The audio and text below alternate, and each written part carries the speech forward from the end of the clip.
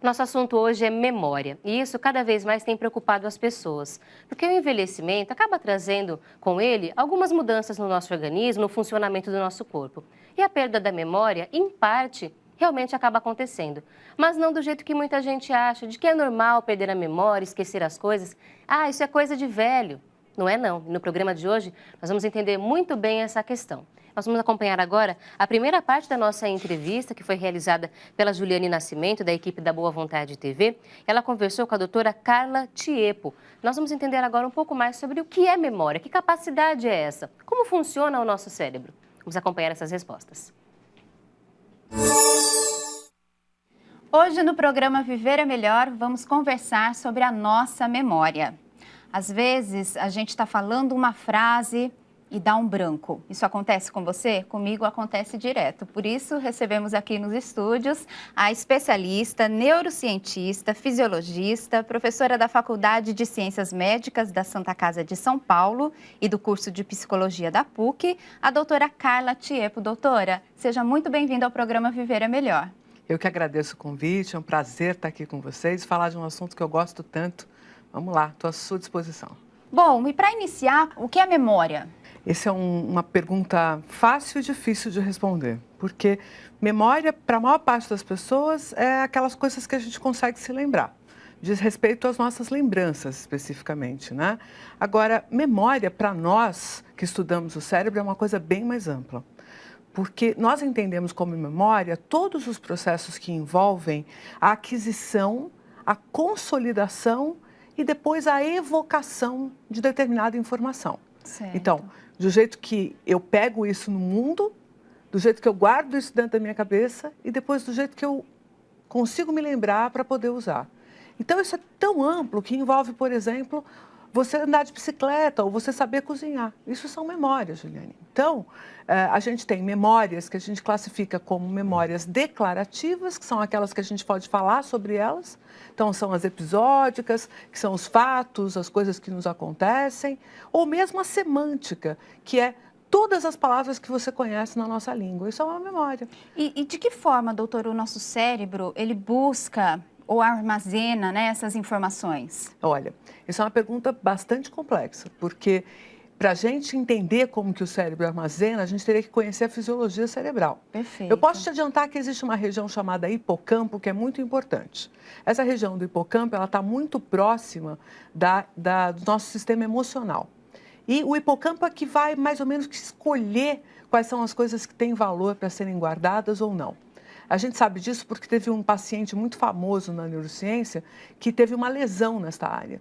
E daquele dia em diante ele não conseguiu mais se lembrar de mais nada do que acontecia com ele. Ele lembrava de quem ele era, o que tinha acontecido no passado, mas daquele tempo em diante ele não conseguiu armazenar novas memórias. Então, isso mostra que o hipocampo tem um papel muito importante no armazenamento de memórias. Como ele está muito relacionado com a emoção, com o sistema que dá valência para as coisas, o valor das coisas, a gente acredita que seja essa a razão pela qual o cérebro armazena algumas coisas e outras não. É o valor que elas têm para a gente. E as memórias são separadas por tipos? A gente tem essas memórias episódicas, que são as coisas que a gente consegue lembrar do que nos acontece ou do que nos foi contado que aconteceu. As memórias semânticas, que são as palavras, todas as coisas que nós sabemos sobre a nossa língua, o nosso vocabulário. Temos as memórias visuais, auditivas, que são os registros que nós fizemos na audição, os registros que a gente fez na visão. E também as memórias podem ser divididas pelo tempo que elas permanecem. De curto prazo, como é que funciona? A memória de curto prazo, ela também é chamada de memória de trabalho e ela implica nessas coisas que eu guardo na cabeça momentaneamente para poder responder a tua pergunta, por exemplo. Entendi. Você me fez uma pergunta, eu preciso lembrar qual foi a pergunta, o que eu acho que você intencionava saber com a sua pergunta, para poder direcionar minha fala, minha frase na direção que você perguntou. Mas essa memória dura pouquíssimo tempo, porque eu já não me lembro quais foram as palavras que você usou para fazer a pergunta. Perfeito. Só me lembro do tema.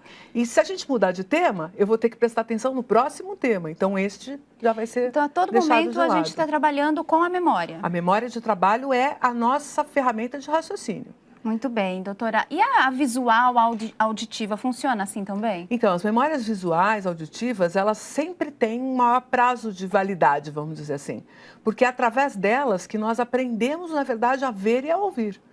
Eu ouço o que você está me contando porque eu tenho memória sobre esses sons que você está emitindo. Então, como eu sei o que significam esses sons, eu entendo o que você está falando. Caso contrário, eu não entenderia. E a memória processual? Fala mais um pouquinho dela pra gente. Memória processual, memória de procedimento. É uma, assim, você anda de bicicleta, você tem que fazer um monte de comandos motores para se manter equilibrado e você só conseguiu aprender isso treinando, caindo. A gente brinca que só se aprende a andar de bicicleta caindo, mas uma vez que se aprende, não se esquece mais. É bem esse tipo de memória que está relacionado com andar de bicicleta, dirigir um carro. Você é capaz de dirigir o carro por minutos sem nem prestar atenção direito no que você está fazendo. Por quê? Porque existe todo um sistema de memória, chamado de memória de procedimento ou processual, cuidando para que você realize a contração muscular no tempo certo, para pisar no pedal do jeito certo, para virar a direção com a força certa para atingir seu objetivo. É um assunto muito amplo e nós vamos voltar a falar sobre esse assunto daqui a pouquinho com a doutora Carla Tiepo. A nossa memória e como nós devemos cuidar bem dela. O assunto do Viver Melhor hoje fala a todas as idades, porque é uma preocupação especialmente dos idosos, mas os cuidados devem começar na infância. Nós vamos continuar acompanhando agora as orientações da nossa convidada, que explica tudo sobre o tema. Estamos conversando no programa Viver é Melhor com a neurocientista, fisiologista e professora, doutora Carla Tiepo. Doutora, quanto tempo leva para o cérebro arquivar uma imagem, um som, um cheiro? Então, não existe um tempo definido. Como eu estava conversando contigo no outro bloco, o hipocampo é responsável por selecionar as informações que serão consolidadas por um período de tempo maior, transformando aquilo numa memória de longo prazo. Todas as nossas memórias têm que passar por este processo de ser de um tempo de uma validade menor e depois permanecerem por mais tempo, tá? A gente sabe que se uma informação tem uma importância emocional muito grande, em alguns dias ela já é armazenada por um período de tempo longo. Sim. Porém, uma informação de menor importância, ela pode durar 45 até 60 dias antes de ser transferida para os bancos de memória de longo prazo, né? Então, é necessário que durante esse período ela mostre ao cérebro várias vezes que ela é importante. Vou te dar um exemplo. Digamos que você almoce sempre a mesma coisa no mesmo lugar, certo? Tá. Então, à medida que você vai indo naquele lugar e almoçando aquela mesma coisa, o garçom do lugar que você vai aprendendo que você sempre pede a mesma coisa. Então, ele começa a entender que ele vai poder te atender melhor se ele ficar, se ele decorar o que quer que você come. Vai até ter um atendimento personalizado ali, ao longo né? do tempo, ele percebe que se ele perceber direitinho o que é que você pede, ele vai poder te atender melhor. Então, essa informação vai se tornando importante no cotidiano dele. O primeiro dia que você entrou lá, você era uma cliente como qualquer outra que estava fazendo um pedido. Depois do 15º dia que você vai e entra e pede a mesma coisa, ele começa a achar que é relevante aquela informação para ele poder te atender melhor. E aí, aquela informação tem maior chance de se consolidar por um período de tempo maior. Mas isso é muito variável, depende da importância dela para você. E com o passar dos anos, a memória, ela é prejudicada? Não é exatamente os processos de memória, ou pelo menos a gente ainda não pode dizer isto com precisão através do que a gente conhece do mecanismo dos neurônios. Mas muitas coisas mudam com o envelhecimento. Vou te dar um exemplo. Os hormônios mudam. Sim. Os nossos hormônios sexuais que eram processados e eram liberados numa quantidade X vão diminuindo e diminuem bastante depois da menopausa ou da andropausa. Nós sabemos da importância desses hormônios para a memória. Então, na ausência deles, é possível que isso leve a algum prejuízo. O estresse é uma fonte importante de ruptura da memória, porque o estresse deixa o indivíduo como se ele ficasse o tempo todo tentando resolver situações de emergência no corpo. Então, ele parece que não ter tempo para fazer esses armazenamentos, para cuidar dessas informações. Sim. Então, uma pessoa que vive sob estresse tem mais dificuldade de memória. Pessoas que se alimentam de forma inadequada. A gente sabe, por exemplo, que é comum o idoso, principalmente quando ele fica sozinho, ele começa a já não mais cozinhar para si, ele já não tem fome, ele já não tem aquela mesma fome de sempre. Então, é natural que com o envelhecimento as pessoas também se alimentem pior. Então, você percebe, multifatores vão envolvendo essa situação. Influenciam, então. As situações ambientais também, as coisas externas, influenciam na memória. Especialmente, e várias questões emocionais, os filhos que saem de casa. Tem muitas quebras emocionais, tem muitas rupturas ligadas ao envelhecimento. Por outro lado, existem pessoas que envelhecem com muita saúde e que não vem nenhum prejuízo específico na memória. Então, a gente não pode dizer que o prejuízo da memória é uma questão inerente ao envelhecimento. Isso não é verdade, né? A gente sabe que há uma grande possibilidade de se envelhecer com qualidade. Agora, as doenças podem afetar a memória. Lógico. Como Parkinson, Alzheimer. As demências, de uma forma geral, você não está errado. O Parkinson também pode, em momentos mais tardios da doença, quando ele já está bastante evoluído, ele também pode impactar na memória. Como eu te disse, é uma função multivariada. E a gente está falando, quando fala de demência ou de perda de memória, nós estamos falando de um aspecto da memória que é a episódica. O que aconteceu comigo ontem, onde eu almocei, onde estão as chaves. O que acontece muito com o idoso, ele sai de casa, ele se perde. Né? Então, esse tipo de memória está muito relacionado a prejuízos dessa região do hipocampo, que eu te falei. Então, a doença de Alzheimer, que é a mais temida, geralmente se inicia com uma degeneração dessa área do hipocampo. Mas existem também outros quadros, como a demência frontotemporal, que envolve lesões do córtex frontal e temporal, que não são exatamente doenças de Alzheimer, mas que têm um impacto muito importante também na capacidade do indivíduo de reter memórias, né? Então, esses quadros demenciais precisam, obviamente, de acompanhamento médico e não são uma obrigatoriedade do envelhecimento, né? A gente tem um outro quadro que chama-se comprometimento cognitivo leve, que não são todos os neurologistas que aceitam esse termo, nem que acreditam que esse distúrbio de fato aconteça. Mas é aquelas pequenas perdas de memória que a gente sente próximo aos 60 anos e que não significam um grande prejuízo para o funcionamento do indivíduo. Que podem estar relacionadas aos hormônios, à mudança de alimentação e que, em algumas situações, progridem para demências mais severas. Muito bem, doutora. Então, a verdade é que se você sente um declínio de memória, é importante procurar um médico. Procurar ajuda. Não é assim, é natural, estou ficando velhinho, não. É importante procurar um médico, porque precisa dessa referência. A gente vai conversar mais sobre isso, doutora, no próximo bloco.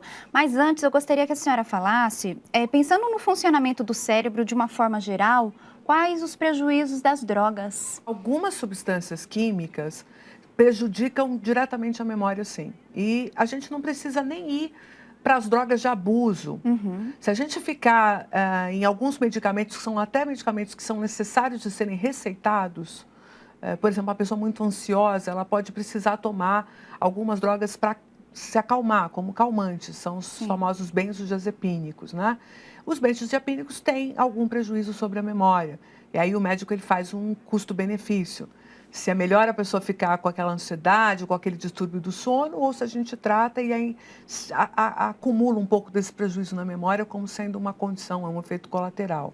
O álcool tem efeitos muito danosos sobre a memória e o alcoolismo está ligado a um tipo específico de demência, que chama-se demência de Korsakoff, que é bastante prejudicial e insidiosa. Ela...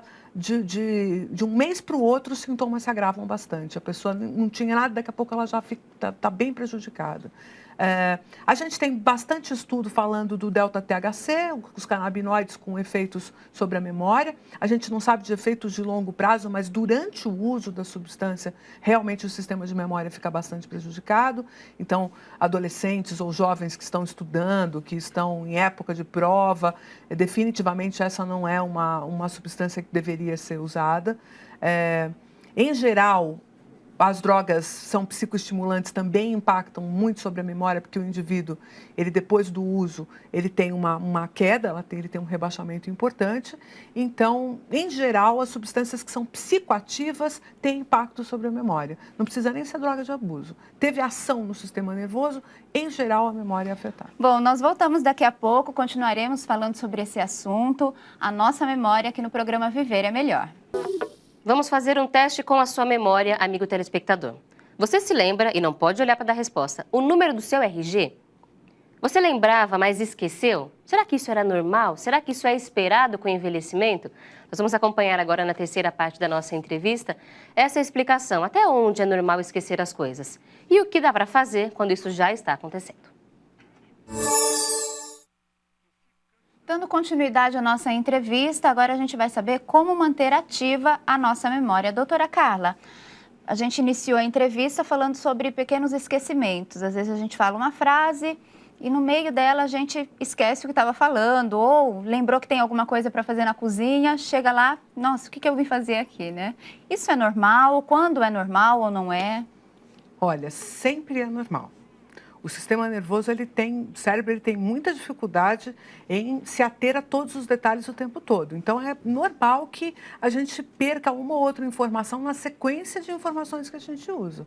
Se a gente, às vezes, sai do quarto para ir até a cozinha, para levar um copo ou para pegar alguma coisa na geladeira, e no meio do caminho a gente recebe um monte de outros estímulos, né?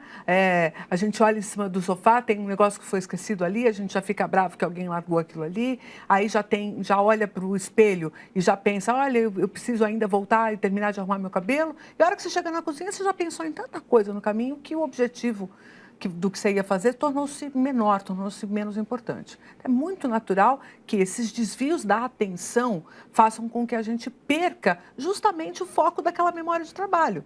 Qual é o sequenciamento de coisas que eu vou fazer, né? E nesse sequenciamento eu posso me perder. Agora, o que a gente tem que se preocupar é quando essas coisas se tornam muito frequentes, isso pode ser um sinal de que nós estamos estressados, ansiosos, ou até mesmo iniciando um quadro como um quadro de depressão.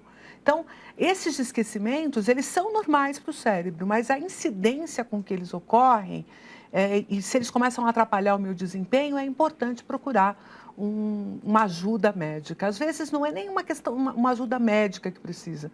Às vezes uma ajuda psicológica já é suficiente, né? Mas é bom ficar atento para que essa frequência não seja muito exacerbada. Porém, a gente não tem que trabalhar o tempo inteiro 100% potência completa, porque nós não somos máquinas. Sim, né? então ninguém precisa se preocupar, né? Se está esquecendo uma coisa ou outra, é normal mesmo do dia a dia, até por conta também desse estresse, da correria que a gente vive. O importante é ficar alerta se isso começar com frequência, doutora, assim, mais que o normal? Com frequência que ou a comece... prejudicar as atividades do dia, por exemplo? Que comece a atrapalhar o seu desempenho. Você perceba que são esquecimentos tão frequentes que a sua produtividade está caindo, que você já não consegue, que você gasta muito mais tempo para executar suas tarefas cotidianas, mesmo no trabalho, você tem datas, prazos para cumprir e não está conseguindo, justamente porque não está conseguindo ter atenção suficiente ou ter o foco para realizar as funções.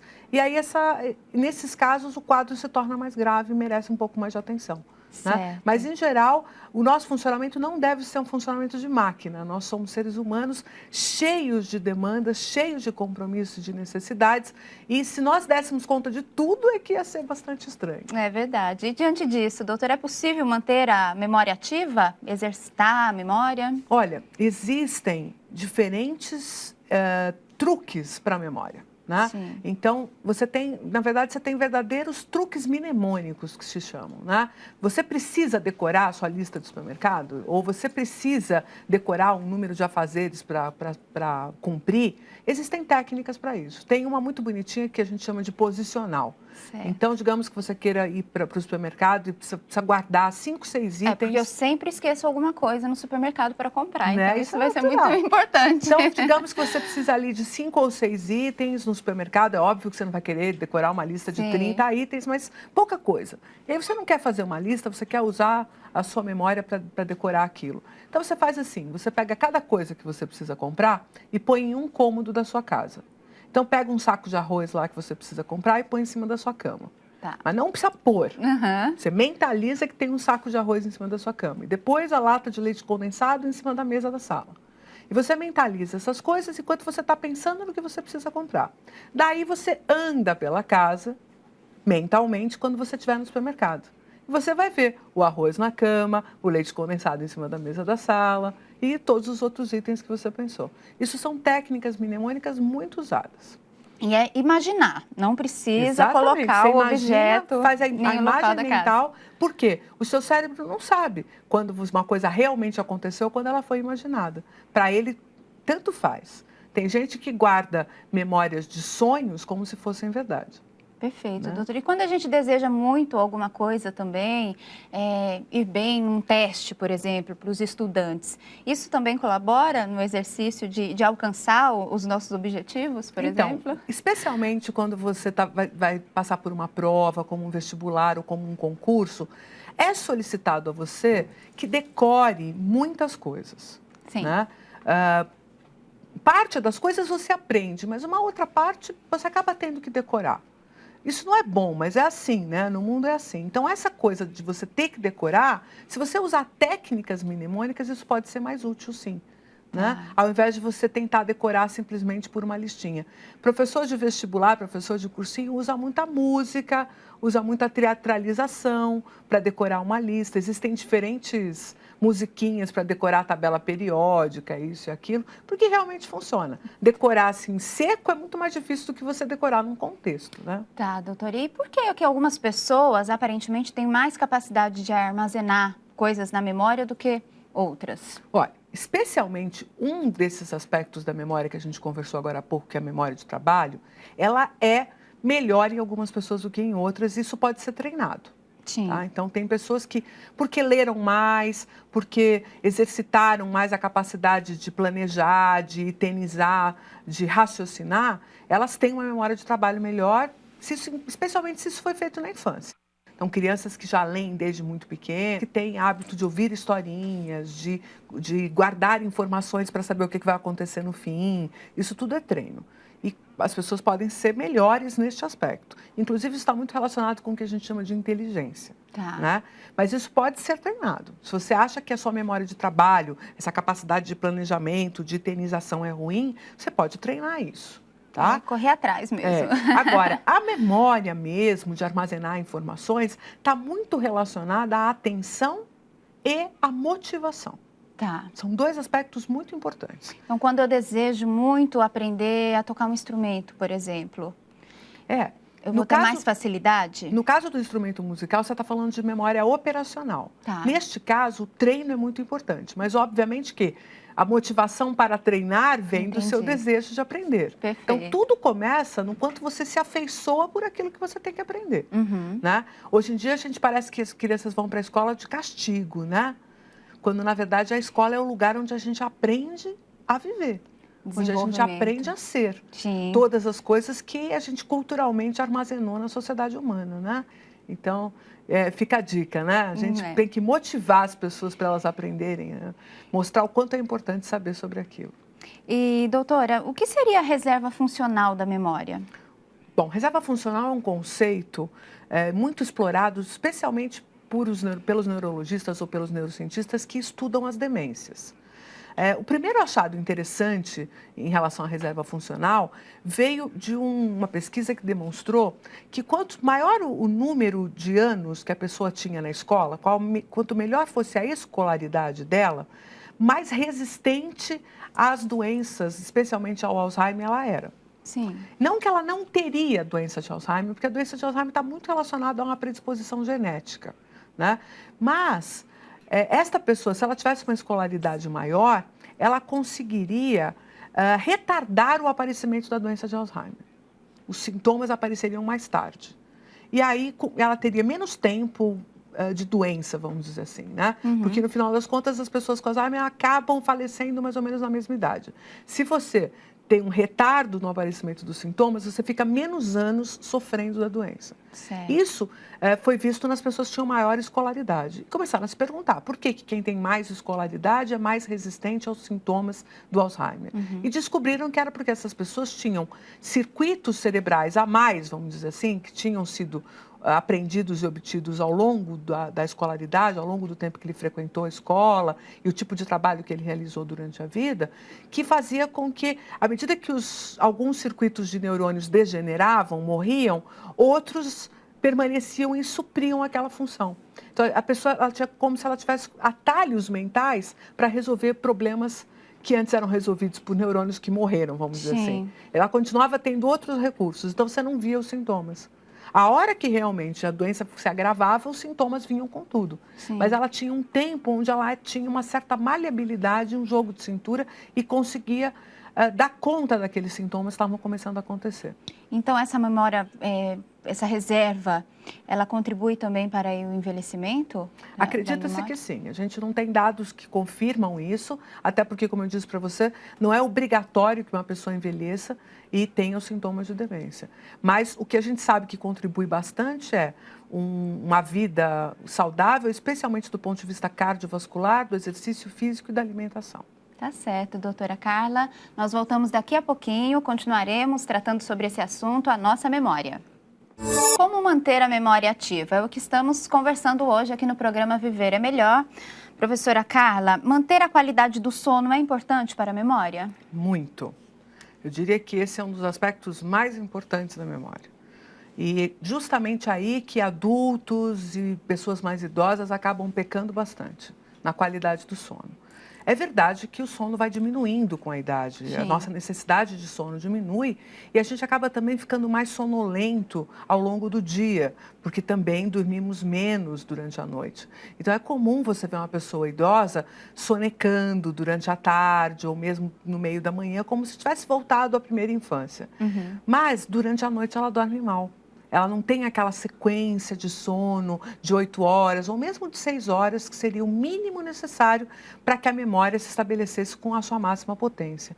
Porque, sabe, Juliane, é de noite que a gente consolida a memória. É durante o sono que o cérebro escolhe o que ele vai guardar e o que vai ser jogado fora, o que não vai ser armazenado. E se a gente não tem um sono de grande qualidade, é como se a gente desse um reset na mente, assim, apagasse tudo de uma vez. E a gente não consegue armazenar novas informações. Então, é comum a pessoa que dorme pouco ter irritabilidade, ter sonolência e ter falta de capacidade mnemônica mesmo, de memória, se queixando muito de que não está conseguindo ter memória, que não consegue ter atenção, que não consegue se lembrar das coisas. Eu diria para você que cada dia mais a gente aprende mais sobre a importância do sono na memória.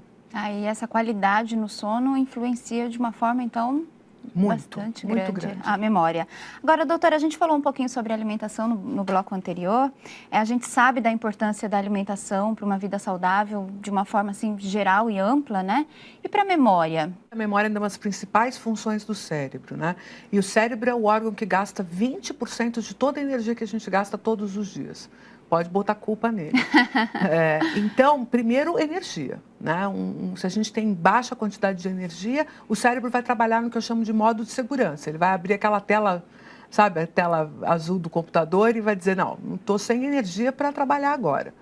Mas, mais do que isso, o cérebro usa muitos íons para o seu trabalho. Então, é importante ter um equilíbrio da alimentação no que diz respeito a todos os seus aspectos. Minerais, vitaminas, tudo isso é muito importante. E tem um último ponto que eu gostaria de chamar a atenção, que a saúde cardiovascular, saúde do funcionamento cardíaco e dos seus vasos sanguíneos é fundamental para o cérebro.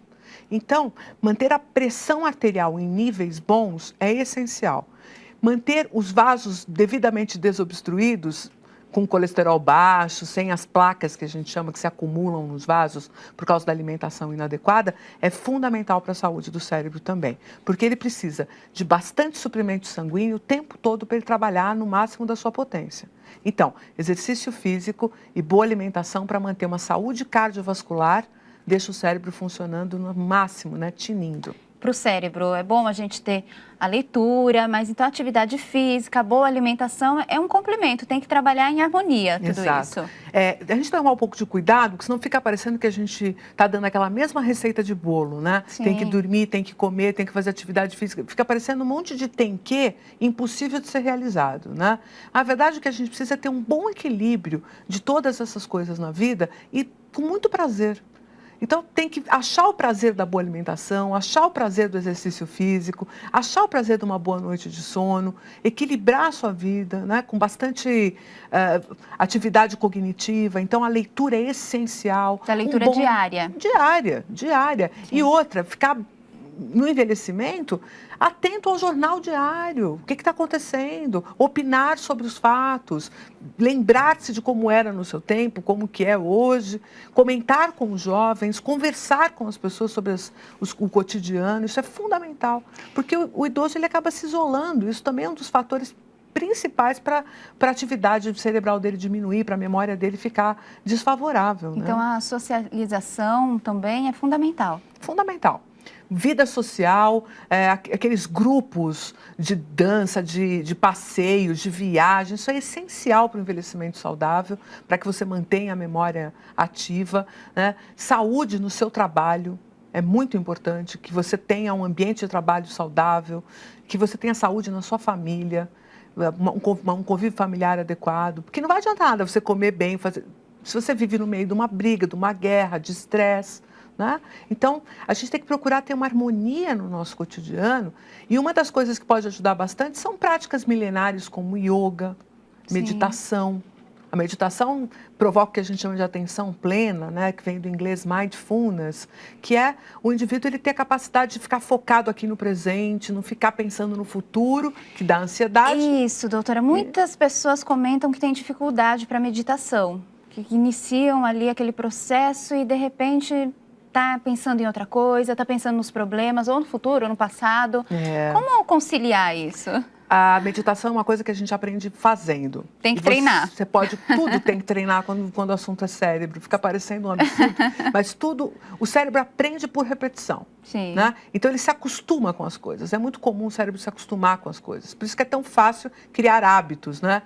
Mas a meditação, ela tem um aspecto importante porque ela ensina o indivíduo a ter essa atenção no presente. Você fala, é difícil fazer? Faz assim, começa com 1 minuto. Passa uma semana fazendo 1 minuto. Mas 1 minuto adianta alguma coisa? Adianta pouco, mas 1 minuto é melhor do que nada. Na outra semana você vai fazer 2. E como você já se acostumou a fazer 1, 2 é mais fácil. E assim você vai crescendo sucessivamente. Exercício físico é a mesma coisa. Você não consegue andar 1 hora na esteira? Então como eu não consigo andar 1 hora, eu não vou andar. De jeito nenhum. Ande 10 minutos. Ande 15 minutos. 20, meia hora, não tem importância. Eu não consigo fazer a série de 15 exercícios. Não faça 5. O que é melhor do que não fazer. Não precisa ser tirano com você mesmo. Faça aquilo que você aguenta, faça aquilo que você consegue, que você vai ter sucesso, com certeza, nesse equilíbrio, né? Com certeza, é até a disciplina, né? Não desistir das coisas que uma hora a gente vai conseguir realizar e executar, né, doutora? Agora, voltando um pouquinho sobre desafiar o cérebro a trabalhar, a gente falou da importância da leitura diária, aprender um novo idioma, um instrumento musical, a tocar um instrumento musical, como eu havia falado. É interessante para a gente melhorar as habilidades aí cerebrais da memória? Muito, muito. Por quê? Porque com isso nós vamos construir novos circuitos que a gente nunca teve acesso a eles. Né? Então, aprender uma outra língua é um desafio enorme para o cérebro. E esse desafio só vai estimular o cérebro a produzir novos circuitos. É como se a gente estivesse azeitando, né, as articulações do cérebro. Né? É um termo inadequado, porque a gente não tem articulação e elas não enferrujam, não é isso. Mas é você deixar o cérebro ativo, aprender novamente a aprender. Porque acontece muito assim, depois que a gente sai da faculdade ou depois que a gente termina os estudos, a gente fala, agora eu já sei tudo que eu preciso, agora eu vou me acomodar, agora eu só quero me distrair e tal. Esse é o pior pecado para o cérebro, para a memória. A gente se acomodar e não querer aprender nada. Então, isso é uma acomodação que é muito ruim para o cérebro. Aprender novos idiomas, fazer exercícios que você nunca fez, viagens que você nunca fez, conhecer lugares, culturas, comer comidas, isso é essencial e maravilhoso para deixar o cérebro ativo. Muito bem, doutora. É se exercitar o tempo todo, a memória, o corpo, diríamos que é um tripé, né? Qualidade de vida, boa alimentação e exercícios mentais também, né? Sim. Bom, daqui a pouquinho a gente vai voltar aqui no programa Viver é Melhor. A doutora Carla vai responder as perguntas dos nossos telespectadores. Estamos conversando aqui no programa Viver é Melhor sobre a nossa memória, a especialista a doutora Carla Tiepo. E recebemos várias perguntas dos nossos telespectadores. A Flávia Pereira, doutora de São Paulo, ela pergunta o seguinte: a perda de memória tem a ver com mudança de humor? Bom, Flávia, essa questão a respeito de mudanças de humor e memória é uma coisa muito séria. Por quê? O humor está diretamente relacionado à capacidade que a gente tem de permanecer atento, focado a algum tipo de assunto ou algum tipo de aprendizado. Se a gente está ansioso, irritado, estressado, tenho nem dúvida de que a sua memória vai estar prejudicada. Na verdade, você vai estar com a memória muito boa para lembrar do que te irritou, daquilo que você está ansiosa, mas com certeza a memória que você está querendo melhorar em relação ao seu trabalho, à sua produtividade ou ao seu estudo vai estar prejudicada. Procure permanecer com o humor o mais estável possível, né? Eu sei que é difícil, mas é muito bom. Obrigada, Flávia, pela sua participação aqui no programa Viver é Melhor. E de São Paulo nós vamos para Ituiutaba, Minas Gerais, doutora. O Bruno Dias pergunta, palavras cruzadas ajudam a fortalecer a memória? Olha, Bruno, as palavras cruzadas são muito boas, mas elas não devem ser a única coisa que a pessoa faz para estimular a memória. Por quê? Como eu disse, o cérebro ele se acostuma às coisas. Então, em pouco tempo, aquelas palavras que são mais recorrentes ali na palavra cruzada acabam ficando decoradas. E o indivíduo raciocina menos do que ele raciocinava no começo. Acaba sendo quase que automático. E a verdade é que quanto mais automático for, mais a pessoa gosta de fazer, porque distrai, mas não está estimulando. Então, é importante que o desafio para o seu cérebro seja crescente e que você nunca ache fácil aquilo que você está fazendo. Pode ser uma palavra cruzada? Pode. Pode ser um quebra-cabeça? Pode. Pode ser um sudoku? Pode. Qualquer jogo, qualquer atividade que estimule o seu cérebro é muito bom. Só não pode ficar repetindo sempre a mesma, porque você se acostuma e ela perde a validade, Bruno. Bom, e tem uma infinidade aí de atividades para a gente exercitar o cérebro, né, Bruna? A doutora já falou aqui várias dicas para a gente. E agora a gente vai para o Rio de Janeiro. A Mariana Duarte pergunta, é verdade que tomar muito café faz mal para a memória, doutora Carla? Então, Mariana, a cafeína que a gente encontra em abundância no café, ela é um psicoestimulante, ela estimula o cérebro. E justamente por isso, essas estimulações cerebrais podem extenuar a energia do sistema, vamos dizer assim, né? Diminui demais a energia. E a hiperatividade também não é boa para selecionar quais memórias que são mais adequadas ou quais são mais importantes, né? Então, café demais não é bom. Mas também a quantidade adequada de café, que seriam 2 ou 3 pequenas xícaras por dia, é bom, favorece o funcionamento cerebral. Então a gente, como sempre, né, no café, são coisas que a gente pode consumir, mas sempre com equilíbrio. Tudo na vida requer equilíbrio e parcimônia. Se você vai tomar 1,5 litro de café por dia, vai te fazer mal, não só para o cérebro, mas para o corpo inteiro, estômago, etc. Tá? Então a cafeína é interessante como estimulante, mas na dose certa. Obrigada, Mariana, pela sua participação. E nós vamos para São José dos Campos. A Solange de Souza, ela pergunta o seguinte. Eu tenho um grande problema com organização no meu trabalho. Muitas vezes esqueço coisas que deveria fazer. Isso é um problema? Olha, isso é comum demais nos tempos de hoje, onde as obrigações cresceram muito, estão acima da capacidade do indivíduo de gerenciar. E aí eu te aconselho a usar ferramentas tecnológicas para te auxiliar. Use as agendas, os lembretes, a gente tem tantas ferramentas hoje disponíveis, tantos aplicativos bons para te ajudar a guardar suas tarefas e isso com certeza vai te ajudar a se organizar. Mas, de novo, cuide da sua saúde mental. Eu tenho certeza que tem algum elemento aí no seu cotidiano que está fazendo com que a sua atenção, que a sua capacidade cerebral esteja diminuída e isso está te atrapalhando no seu desempenho. Bom, Solange, essa foi a sua resposta. Nós agradecemos a presença da doutora Carla, neurocientista, fisiologista, professora da Faculdade de Ciências Médicas da Santa Casa de São Paulo e do curso de Psicologia da PUC. Doutora, muito obrigada pela sua presença aqui no programa Viver é Melhor e já deixamos o convite para que a senhora volte em outras oportunidades. Será um prazer, agradeço a recepção aqui no programa, espero ter contribuído com os seus telespectadores e estou à disposição de vocês sempre. Ótimo, a nossa entrevista fica por aqui, hoje no programa Viver é Melhor.